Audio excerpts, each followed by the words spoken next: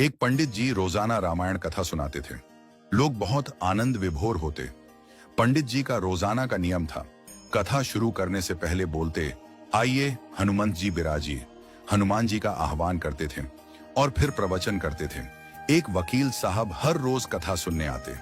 वकील होने के कारण उनके भक्ति भाव पर एक दिन तर्कशीलता हावी हो गई।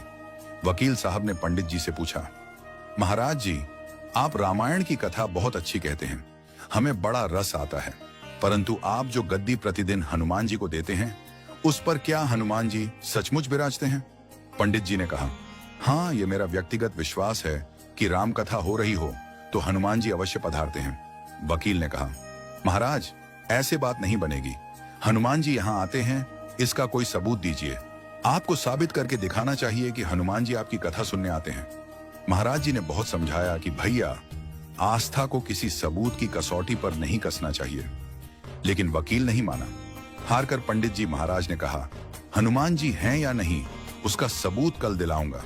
जिस गद्दी पर मैं हनुमान जी को विराजित होने को कहता हूं, आप उस गद्दी को आज अपने घर ले जाना, कल अपने साथ उस गद्दी को लेकर आना और फिर मैं कल गद्दी यहां रखूंगा। मैं कथा से पहले हनुमान जी को बुलाऊंगा, फिर आप गद्दी ऊंची उठाना। यदि आपने गद्दी ऊंची कर दी तो समझना कि हनुमान जी नहीं है। पंडित जी ने कहा, हम दोनों में से जो पराजित होगा वह क्या करेगा, इसका निर्णय भी कर लें।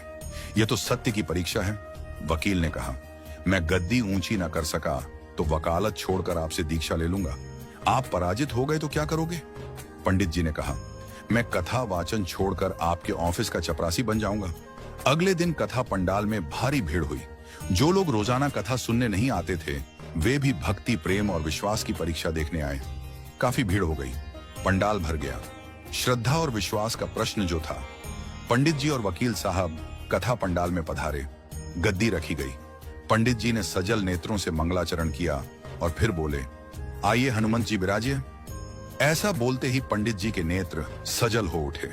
मन ही मन पंडित जी बोले, प्रभु, आज मेरा प्रश्न नहीं बल्कि रघुकुल रीति की परंपरा का सवाल है।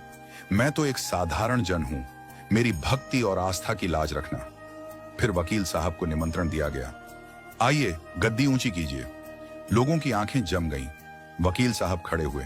उन्होंने गद्दी उठाने के लिए हाथ बढ़ाया, पर गद्दी को स्पर्श भी न कर सके। जो भी कारण रहा, उन्होंने 3 बार हाथ बढ़ाया, किंतु तीनों बार असफल रहे। पंडित जी देख रहे थे। गद्दी को पकड़ना तो दूर, वकील साहब गद्दी को छू भी न सके। तीनों बार वकील साहब पसीने से तरबतर हो गए। वकील साहब पंडित जी महाराज के चरणों में गिर पड़े और बोले, महाराज, गद्दी उठाना तो दूर, मुझे नहीं मालूम कि क्यों मेरा हाथ भी गद्दी तक नहीं पहुंच पा रहा है। मैं अपनी हार स्वीकार करता हूं। कहते हैं कि श्रद्धा और भक्ति के साथ की गई आराधना में बहुत शक्ति होती है। मानो तो देव, नहीं तो पत्थर।